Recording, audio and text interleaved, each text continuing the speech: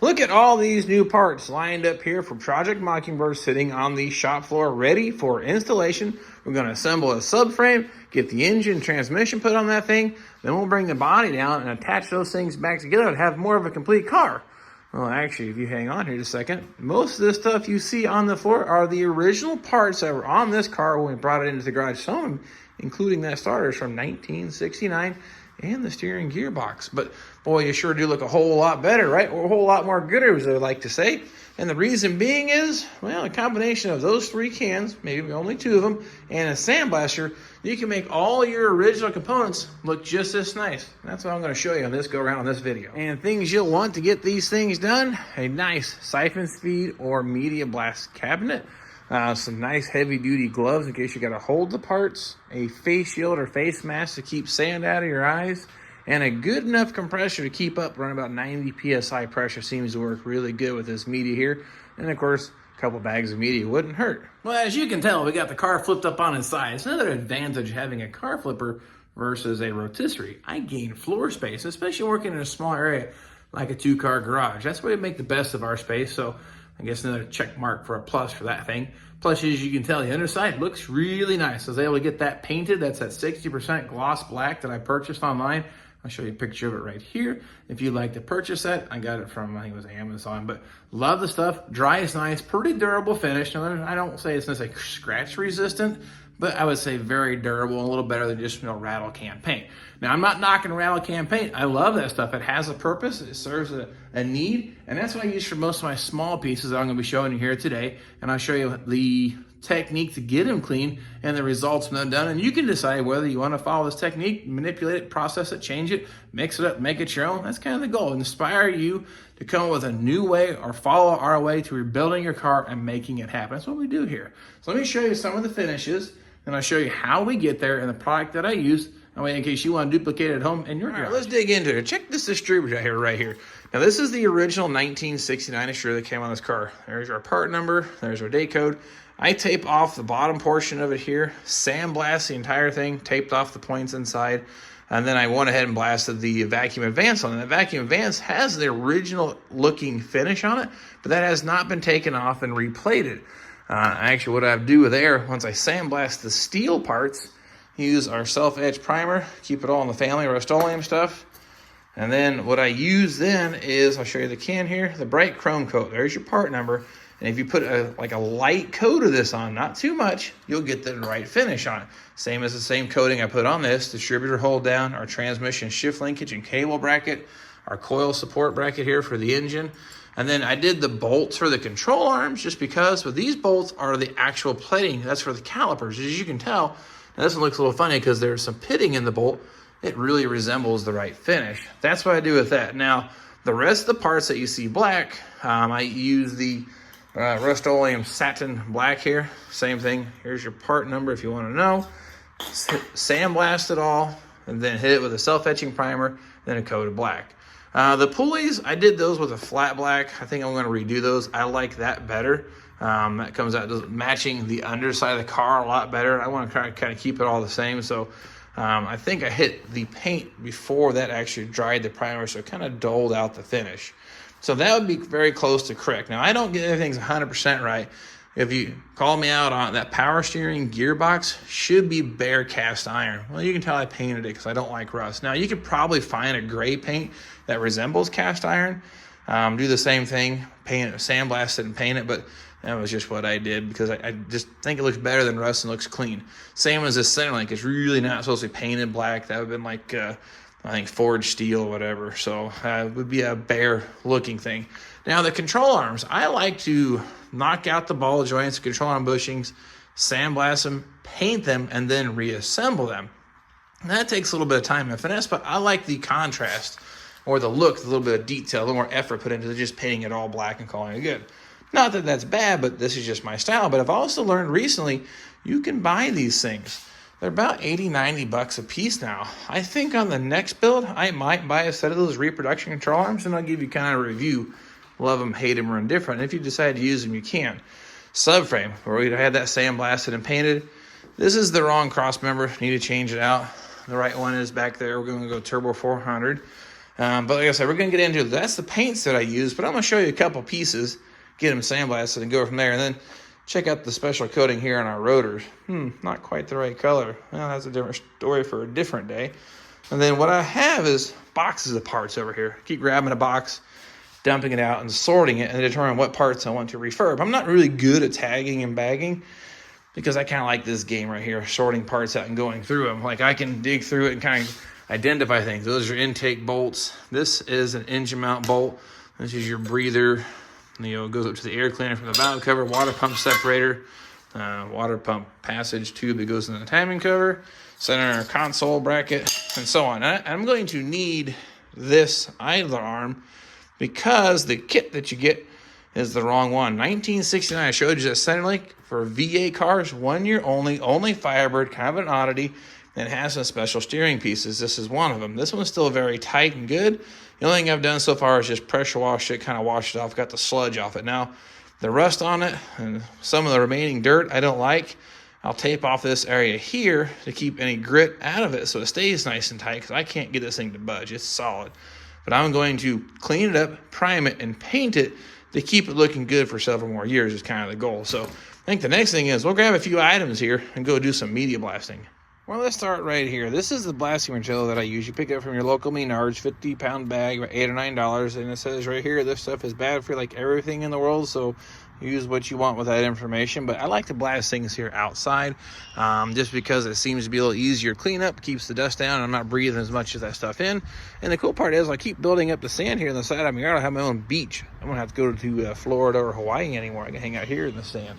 But what I've decided to blast here today, went ahead and picked up our little idler arm, hinge mount bolt, and a center console mounting bracket. And as you can tell, it doesn't look too horrible, but we've got some rust festering right there. You'll be impressed how much that stuff cuts up pretty quick. It does a real nice job. Because that 50-pound bag has done almost all those parts on the floor, and I still have some left over. This is a Porsche siphon feed sandblaster I've had for 25 plus years. Bought it from J.C. Whitney. That tells you how old that thing is, but been working phenomenal. Love that thing.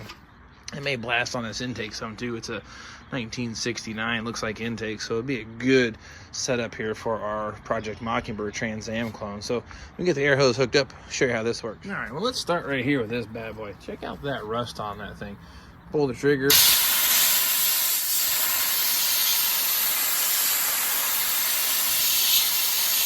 And you see how quick that cleans up. Looks super nice now. That's bare, ready for paint, ready to go. Probably don't want to touch it up a whole lot, but you can see how quick that takes that stuff right off. That's the advantage of sandblasting. Now, the wire brush isn't a bad idea, and it works, but I like going this route.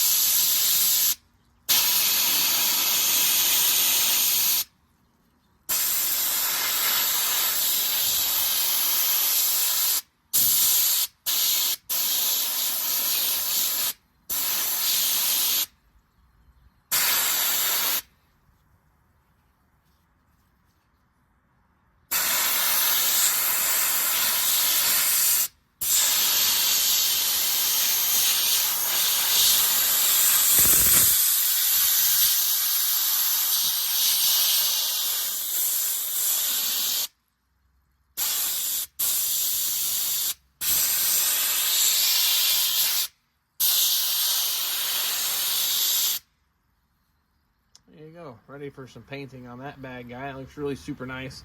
Now, gloves probably wouldn't be a bad idea, but you know, I don't have any that fit my hand, so we just go for it. And a face shield is definitely a must. I've got my glasses on too, because this stuff ricochets everywhere. But check this rusty old bolt out. Watch this.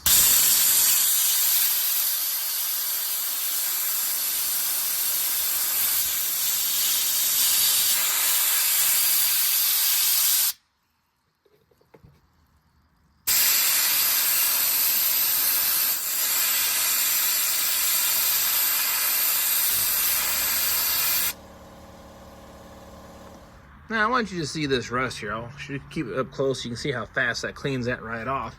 And it's a lot easier than, like I said, using the wire brush, but check this out. And that's some really thick, scaly rust.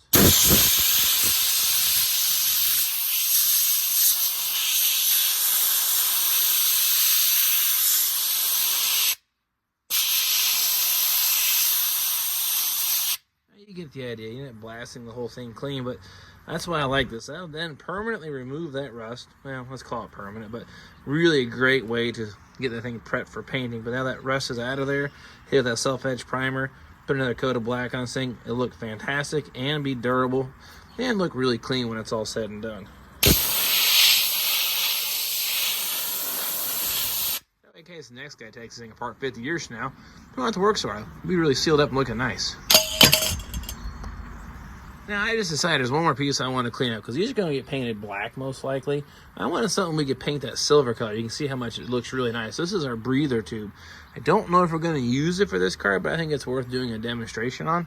So we're going to go ahead and hit this right here and get this thing cleaned right up.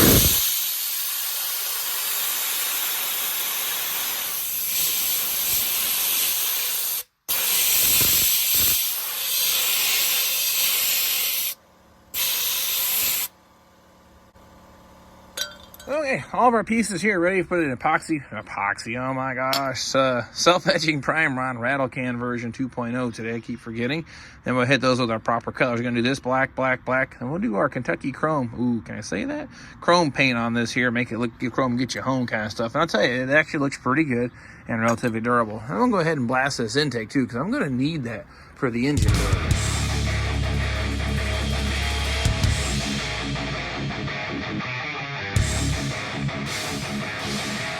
Here's the pieces we just blasted. I'll tell you, that intake came out really nice. I only have a few minutes involved in getting that thing stripped. Imagine trying to take a wire brush, get that thing all clean, all those nooks and crannies, and get that thing cleaned out. Plus, the sand gets in there, everything, and opens up the pores. This now will take and accept a good self-etching primer. I don't have to worry about it rusting until I get time to actually get the engine painted and assembled. I just kind of do that just for fun. And of course, now I'm happy. That's a big obstacle taken care of. But these little pieces, same thing. We're going to get these things painted up right quick. Now you might be asking yourself, how do you paint them without getting paint all over your hands and everything? Well, I got a couple things. The old faithful stab the bolts through the cardboard. As you can tell, I use this piece of cardboard for many bolts, and it seems to work pretty good. So we just basically stab the bolt through that. We're mostly going to focus on the head and the washer. Now, if the bolt goes all the way through, sometimes I'll paint the backside, but we just want to get the appearance good and try to slow down corrosion or prevent these things from rusting again. So you get the idea. We'll stab that thing right through the box like so. We'll prime and then paint that. And the rest of the stuff, well, I love coat hangers. Now, these metal coat hangers are just about worthless besides stabbing your toes or your hands in the closet, but really work great for hanging parts from. You know, hook it through one of the holes, and then you can kind of hang it up and paint it. You don't have to worry about, smudging up the paint and messing it all up. And it looks really nice that way. So that's what we're going to do now. Get everything all hung up and painted and let it dry. All right, well, let's get started. Self-etching primer first. Shake thoroughly. Follow directions on can, right? Exactly. Doing it this way, just a coat. You don't got to get carried away super thick. Just enough to get nice, even coverage. And then we'll do the same thing here to the other two pieces. Simple as that. That thing is all primed and ready to go. Now, what I like to do is kind of cheat. Hang these things from the garage doors. And we'll do the same thing here to our other pieces, our tube. And the paint just almost soaks in like a sponge when you do this sandblasting. So it really has a great bond, and it covers really easily too. There we go, that's done. I'll go hang that up. And then the bolt's pretty simple. You just got a piece of cardboard that holds it for you. There it be. Now we'll give this a few minutes to dry off before I put our final coats on. Go. All right, alarm. Talk about this here. This is our satin black. Put on the paint, makes it look more gooder. This stuff covers pretty good. I'll show you my drying rack once I get all this stuff painted, but it's kind of hard to do all of it. And brand new. And the bolt, cardboard, perfect little holder. Just blast each side. Just quick. And the thing about bolts, try to keep the paint super thin. If it's on thick, it'll want to chip when you put the sock on. This is still going to chip some, but thinner the better kind of thing. And last but not least, let me get the shiny piece. And this is the piece we're going to make it look like that zinc plating, basically. This is our chrome in a can, which I used in previous episodes for other stuff, but same thing, just a mist coat. When you get it too thick, I've learned that it kind of wants to bunch up and change the color. It doesn't leave a nice even coating.